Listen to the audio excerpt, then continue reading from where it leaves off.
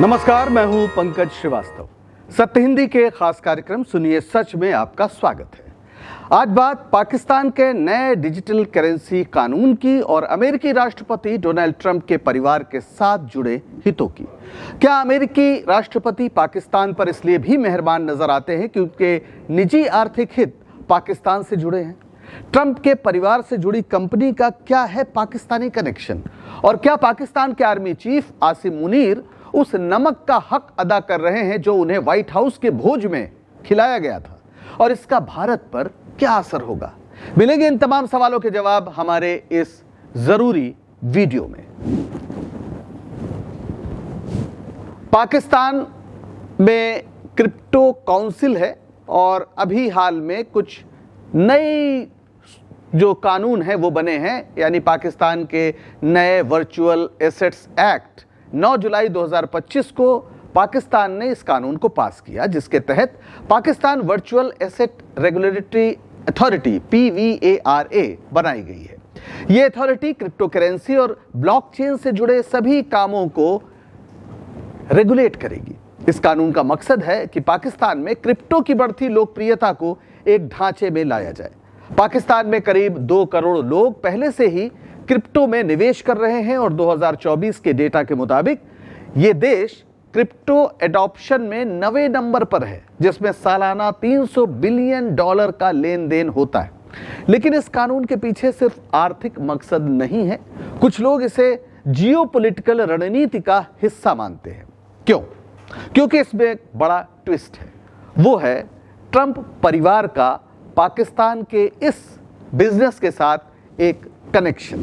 अभी जो ये बना है PVARA, Pakistan virtual asset regulatory authority, Pakistan crypto council का ये लोगो है।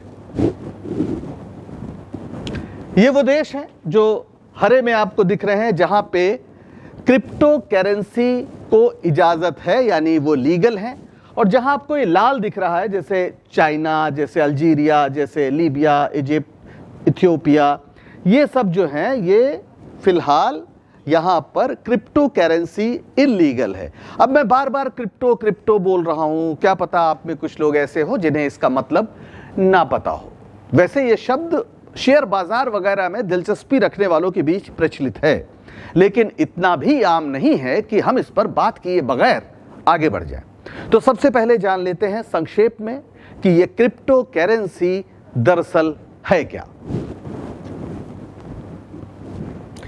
क्रिप्टो करेंसी एक डिजिटल या वर्चुअल करेंसी है जो ब्लॉकचेन टेक्नोलॉजी पर काम करती है। ये एक डिसेंट्रलाइज्ड सिस्टम है, यानी कोई सेंट्रल बैंक या सरकार इसे कंट्रोल नहीं करती। इसका सबसे बड़ा उदाहरण है बिटकॉइन।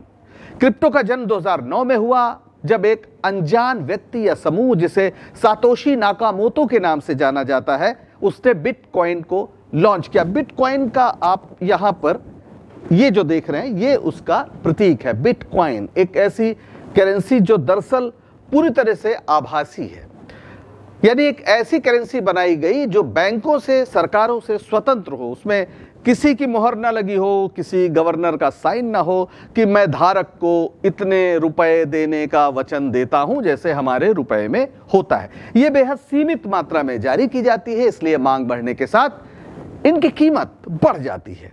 आज बिटकॉइन के अलावा हजारों क्रिप्टो करेंसीज हैं, जैसे इथेरियम, रिपल और डॉलर ट्रंप। जी हां, डॉलर ट्रंप, इस नाम को याद रखिएगा, अभी हम इस पे बात करेंगे। क्रिप्टो ब्लॉकचेन पर काम करती है, जो एक डिजिटल लेजर या बही खाता समझ लीजिए आप, डिजिटल बही खाता। हर ट्रांजैक्शन को क्रिप्टोग्राफी से सुरक्षित किया जाता है, जिससे इसे हैक करना मुश्किल है। लेकिन इसका मतलब यह नहीं कि ये पूरी तरह सुरक्षित है। हैकिंग, स्कैम और मार्केट की अस्थिरता बड़े जोखिम हैं। उदाहरण के लिए 2024 में बिनांस के फाउंडर चांगपेंग झाओ को क्रिप्टो फ्रॉड के लिए जेल हुई। कुछ देश जैसे अल सल्वाडोर ने बिटकॉइन को लीगल टेंडर बना दिया है, लेकिन ज्यादातर देश, भारत जैसे भी, जो इन्हें लेकर सतर्क हैं। भारत में क्रिप्टो ट्रेड की इजाजत है, पर 30% टैक्स है।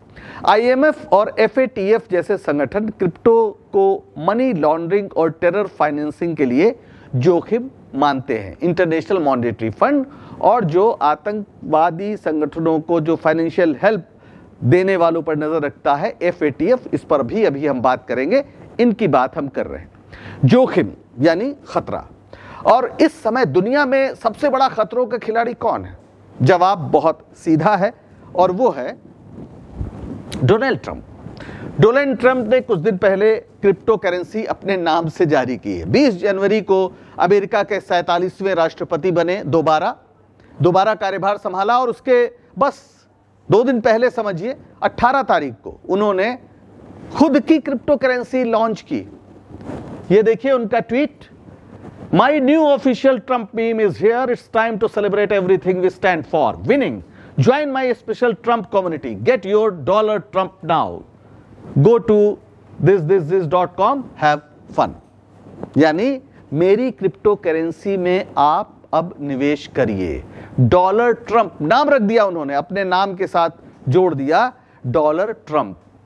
इसे ट्रंप की सहयोगी कंपनी CIC डिजिटल LLC लेकर आई है। यह कंपनी पहले ट्रंप के नाम से ब्रांडेड जूते और फ्रेग्रेंस वगैरह बेचती थी। ट्रंप एक बहुत बड़े व्यवसायी हैं, ये आपको पता होना चाहिए। बहुत ही बड़ा बिजनेस है उनका, तरह तरह के बिजनेस में, यहां तक कि ट्रंप एक ब्रांड भी उन्होंने बना दिया, इसीलिए जूते और तमाम फ्रेग्रेंसेस वगैरह वो कंपनियां बेचती हैं।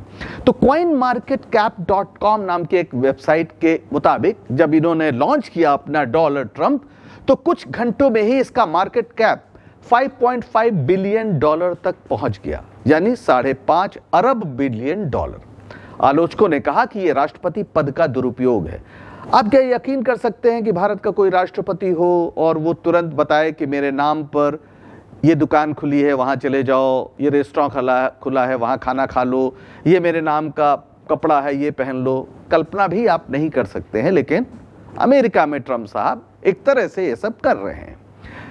आलोचकों का कहना है, और ठीक कहना है, कि राष्ट्रपति पद का दुरुपयोग है।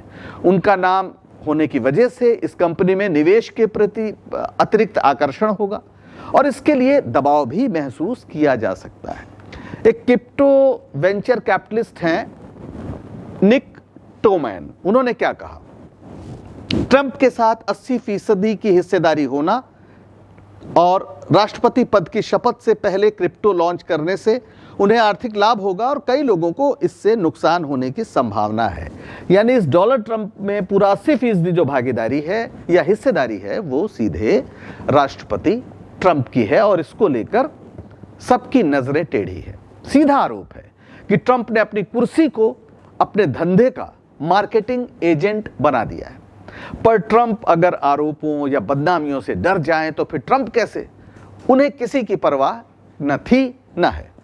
हद तो यह है कि उनके परिवार के लोग क्रिप्टो करेंसी के धंधे के लिए पाकिस्तान जा पहुंचे और यहीं से हमारी ये स्टोरी, जिसके लिए आज आपसे बात हो रहे हैं, वो एक नए स्तर पर जा रही है। ध्यान से सुनिए। ये आप अगर इनको पहचानते हो तो ये ट्रंप के बेटे हैं और दामाद, उनकी कंपनी के लोग हैं। Army chief general Asim Munir ने इन लोगों का स्वागत किया क्योंकि ये WLF के डेलीगेशन से पहुंचे थे। अब WLF क्या है पहले जान लीजिए। 26 अप्रैल 2025 को वर्ल्ड लिबर्टी फाइनेंशियल यानी WLF, ये एक अमेरिकी क्रिप्टो कंपनी है, इसने पाकिस्तान के क्रिप्टो काउंसिल के साथ एक लेटर ऑफ इंटेंट पर साइन किया। अब इसमें क्या खास बात है? होते रहते हैं। खास बात यह है कि जो परिवार है, इनके लोग जो ट्रंप के परिवार के लोग हैं, उनके 2 बेटे और उनके ये दामाद हैं, ये दोनों बेटे हैं। बेटे हैं एरिक और डोनाल्ड जूनियर और दामाद हैं जॉरेड कुशनर। इनकी हिस्सेदारी है 60%, यानी पाकिस्तान से जो डील हुई जिस कंपनी की, उसमें ट्रंप के परिवार के यानी दोनों बेटे और दामाद की हिस्सेदारी है 60%। अब कुछ समझ में आया आपको? इस डील का मकसद पाकिस्तान को ब्लॉकचेन इंफ्रास्ट्रक्चर, स्टेबल कॉइन्स और डिसेंट्रलाइज फाइनेंस प्रोजेक्ट्स के जरिए दक्षिण एशिया का क्रिप्टो हब बनाना है। यानी राष्ट्रपति ट्रंप के परिवार ने यह जिम्मेदारी ली है कि दक्षिण एशिया में पाकिस्तान को क्रिप्टो हब बनाया जाएगा। अगर अब आपको कुछ याद आ रहा हो, व्यापार को लेकर पाकिस्तान और भारत के संबंध में कुछ कहा था ट्रंप ने। तो WLF ने पाकिस्तान को ब्लॉकचेन इंफ्रास्ट्रक्चर बनाने और राष्ट्रीय संपत्तियों को टोकनाइज करने में मदद का वादा किया। पर जाहिर तौर पर यह डील इतनी सीधी नहीं है जितनी दिख रही है। कुछ लोग कहते हैं कि पाकिस्तान ने इस डील के जरिए ट्रंप प्रशासन से नजदीकी बढ़ाने की कोशिश की है, खासकर तब जब भारत पाकिस्तान तनाव चरम पर था। पाकिस्तान के army chief general Asim Munir ने WLF के डेलीगेशन का स्वागत किया और प्रधानमंत्री शहबाज शरीफ, जिनकी तस्वीर हमने अभी आपको दिखाई थी, इन्होंने भी उस मीटिंग में हिस्सा लिया था। तो कुछ लोगों का ये कहना है कि ये डील ट्रंप के भारत पाक मध्यस्थता के दावों से जुड़ी हो सकती है। ये जो डील है जिसमें 60% हिस्सेदारी ट्रंप के परिवार की है, ये डील पहलगाम हमले के बाद और ऑपरेशन सिंदूर से पहले हुई। इसको ध्यान दीजिए, इसकी टाइमिंग को लेकर तो सवाल उठेंगे, खास तौर पर जब अमेरिकी प्रशासन ने पाकिस्तान को आतंकवाद के खिलाफ लड़ाई का विश्वस्त सहयोगी करार दिया है और आसिम मुनीर को लंच के लिए व्हाइट हाउस बुलाया गया। ये बहुत पुरानी बात नहीं है, ये जो ऑपरेशन सिंदूर हुआ उसके बाद का मसला है, जिसको हम भारत के लोग, भारत की सरकार आतंकवादियों का आका बताती है। वो राष्ट्रपति ट्रंप के साथ लंच करने पहुंचे। ये उसका मेनू कार्ड है आपके सामने। यानी पाकिस्तान में जो नया कानून बना है उसके जरिए आसिम मुनीर उसी नमक का हक अदा कर रहे हैं, लेकिन इससे अमेरिका का जो सरकारी खजाना है वो नहीं, ट्रंप परिवार का निजी खजाना भरेगा। तो जाहिर है अमेरिका में भी इस डील को लेकर सवाल उठ रहे हैं। अमेरिकी सीनेट के permanent sub committee on investigation PSI, जो होमलैंड सिक्योरिटी कमेटी के तहत काम करती है, वर्ल्ड लिबर्टी फाइनेंशियल WLF और पाकिस्तान क्रिप्टो काउंसिल PCC के बीच 26 अप्रैल 2025 को साइन हुए लेटर ऑफ इंटेंट की जांच कर रही है और जांच का नेतृत्व कर रहे हैं सीनेटर रिचर्ड ब्लूमेंथल। ये देखिए, ये है सीनेटर और इसके क्या मुद्दे हैं। साफ वो कह रहे हैं कि हितों का टकराव इसमें दिखाई पड़ रहा है। ये जांच होगी कि क्या हितों का टकराव, कॉन्फ्लिक्ट ऑफ इंटरेस्ट या कानून का उल्लंघन तो नहीं हुआ। डील का समय भी काफी संदिग्ध है, जैसा मैंने आपको बताया कि पहलगाम आतंकी हमले के ठीक बाद और भारत के ऑपरेशन सिंदूर 7 मई से पहले ये साइन हुआ। ट्रंप ने 10 मई को भारत पाकिस्तान के बीच सीज फायर की मध्यस्थता का दावा किया, जिससे सवाल उठे कि क्या WLF की डील ने उनकी नीतियों को प्रभावित किया है। सवाल पारदर्शिता का भी है। पारदर्शिता का सवाल यह है कि पाकिस्तान के प्रधानमंत्री शहबाज शरीफ के साथ सभी पत्राचार को साझा करने के लिए सीनेट की ओर से WLF से कहा गया है। डील में जैकरी विटकॉफ, जो ट्रंप के सहयोगी हैं, उनके स्टीव विटकॉफ उनके बेटे हैं, उनकी मौजूदगी और पाकिस्तानी सेना प्रमुख जनरल आसिम मुनीर की भागीदारी ने भी सवाल खड़े किए और इससे सुरक्षा को लेकर भी चिंता जताई जा रही है। अमेरिकी ट्रेजरी के 2024 national terrorist financing risk assessment NTFRA ने स्थिर सिक्कों को आतंकी फंडिंग के लिए जोखिम बताया है। भारत ने चिंता जताई है कि अगर पाकिस्तान क्रिप्टो हब बनता है तो भारतीय निवेशकों का जो डेटा है वो खतरे में पड़ सकता है। और जो आखिरी चीज है वो है जियोपॉलिटिकल प्रभाव, भू राजनीतिक प्रभाव। कुछ विश्लेषकों का मानना है कि इस डील ने पाकिस्तान को ट्रंप प्रशासन से करीबी बनाने में मदद की, खासकर जब पाकिस्तान FATF की ग्रे लिस्ट से बाहर निकलने की कोशिश कर रहा था। FATF को समझना बेहद जरूरी है ताकि पता चल सके कि पाकिस्तान आतंकवाद को लेकर कितना ढुलमुल है, उसका रवैया कितना ढुलमुल है। FATF क्या हुआ? FATF है फाइनेंशियल एक्शन टास्क फोर्स। ये एक अंतर्राष्ट्रीय संगठन है जो मनी लॉन्ड्रिंग और आतंकियों के वित्त पोषण को रोकने के लिए मानक तय करता है। FATF की ग्रे लिस्ट में उन देशों को शामिल किया जाता है जिनके वित्तीय तंत्र में कमियां होती हैं, जिसका फायदा आतंकी उठाते हैं। तो पाकिस्तान लगातार इस ग्रे लिस्ट में रहा है। कब कब रहा है? 2008 से 2010 के बीच पहली बार फरवरी 2008 में एफएटीएफ की ग्रे लिस्ट में उसे शामिल किया गया था, क्योंकि ये मनी लॉन्ड्रिंग और आतंकी वित्त पोषण को रोकने के लिए जो अंतर्राष्ट्रीय मानक हैं उन्हें पूरा करने में विफल था। फिर जून 2010 में जब इन्होंने अपने तंत्र में सुधार किया तो उसे यानी पाकिस्तान को इस सूची से हटा लिया गया। फिर 2012 में यानी 2 साल बाद ही फरवरी 2012 में पाकिस्तान को फिर से ग्रे लिस्ट में डाला गया, क्योंकि ये मनी लॉन्ड्रिंग और आतंकी वित्त पोषण के खिलाफ जो कार्रवाई है वो नहीं कर पा रहा था। फरवरी 2015 में कानूनी और नियामक ढांचे में जब उसने सुधार किया तो फिर से ग्रे लिस्ट से बाहर किया गया।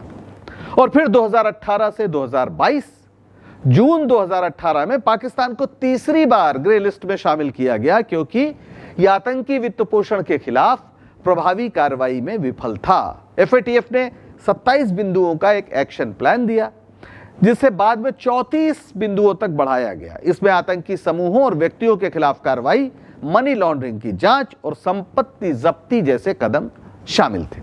सितंबर 2022 में एफएटीएफ की ऑन साइट विजिट के बाद अक्टूबर 2022 में पाकिस्तान को ग्रे लिस्ट से हटा लिया गया, क्योंकि उसने 34 बिंदुओं को पूरा किया था। तो तीन बार एफएटीएफ ने ग्रे लिस्ट में डाला पाकिस्तान को, और इस समय पाकिस्तान ग्रे लिस्ट में नहीं है, और इसलिए उसका दावा है कि वो तो आतंकवाद के खिलाफ कार्रवाई कर रहा है। और शायद यही वजह है कि भारत जब बार बार ये कह रहा था कि पहलगाम हमले में पाकिस्तान का जो शासन है वो भी शामिल है, आतंकियों का असली आका पाकिस्तान का प्रशासन और सेना है, तो इसे फिर तमाम देशों ने नहीं माना। खास तौर पर अमेरिका ने जो कहा वो तो हैरान करने वाला है। खुद राष्ट्रपति ट्रंप ने कहा कि मैंने युद्ध रुकवाया, मैं पाकिस्तान से प्यार करता हूं। राष्ट्रपति ट्रंप हमारे प्रधानमंत्री मोदी जी के माय डियर फ्रेंड डोनाल्ड, तो वो कह रहे हैं कि मैंने युद्ध रुकवाया और मैं पाकिस्तान से प्यार करता हूं। बात सिर्फ राष्ट्रपति की नहीं है, जरा आर्मी की मिलिट्री पोजीशन भी देख लीजिए। वहां के जो माइकल कुरिल्ला वहां के सेंट्रल कमांड के प्रमुख जनरल हैं, उन्होंने कहा कि पाकिस्तान आतंकवाद के खिलाफ लड़ाई में एक शानदार साझीदार है। यानी भारत बार बार कह रहा है कि पाकिस्तान आतंकियों का गढ़ है, पाकिस्तान आतंक को फैलाता है, उसको वित्त पोषित करता है, लेकिन जो माइकल कुरिल्ला साहब हैं, जो सेंट्रल कमांड के जनरल हैं अमेरिका की, वो कह रहे हैं कि ये तो आतंकवाद के खिलाफ लड़ाई में एक शानदार साझीदार है। अब अगर ऐसा है तो एफएटीएफ का बार बार पाकिस्तान की मुश्के कसना क्या कहता है? क्या पाकिस्तान की हरकतें ट्रंप प्रशासन को दिख नहीं रही, या फिर ये सब उसी धंधे का नतीजा है जिसका जिक्र हमने शुरू में किया, वो धंधा जो ट्रंप का परिवार पाकिस्तान में करना चाहता है? बहरहाल अमेरिकी सीनेट की permanent sub committee on investigation यानी पीएसआई की जांच चल रही है, और ना तो ट्रंप परिवार ने और ना ही व्हाइट हाउस ने इस पर कोई टिप्पणी की है। WLF ने दावा किया है कि डील में कोई राजनीतिक मकसद नहीं है, लेकिन सीनेट के कई सदस्य और भारतीय विश्लेषक इसे संदिग्ध मानते हैं। जांच का नतीजा क्या आता है इस पर आप भी नजर रखिए, और हम तो रखेंगे ही। आज के लिए बस इतना ही। अगर आपको सच बताने का हमारा ये प्रयास पसंद आ रहा हो तो लाइक करें, शेयर करें और चैनल को सब्सक्राइब करें। सत्य हिंदी का ऐप भी डाउनलोड करें, जिसका पता वीडियो के नीचे डिस्क्रिप्शन में आपको मिल जाएगा। दीजिए इजाजत, नमस्कार।